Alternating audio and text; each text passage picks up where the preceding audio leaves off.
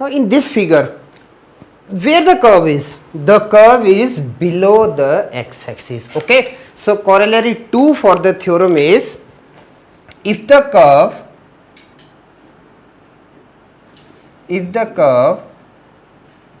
y is equal to fx lies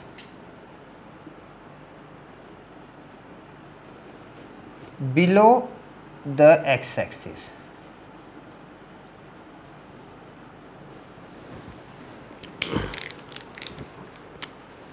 then the area bounded by the curve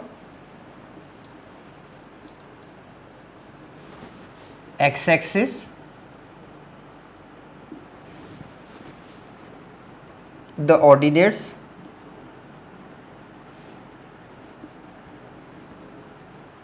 x is equal to a, x is equal to b, is, now the area is negative. The area is negative. Therefore,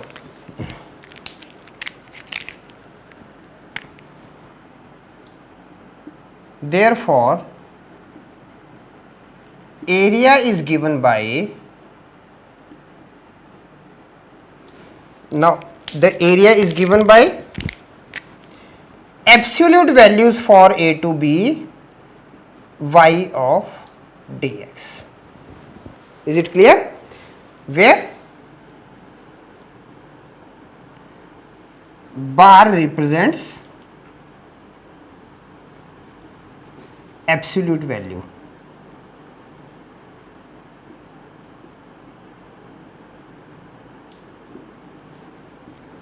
So this is the corollary 2.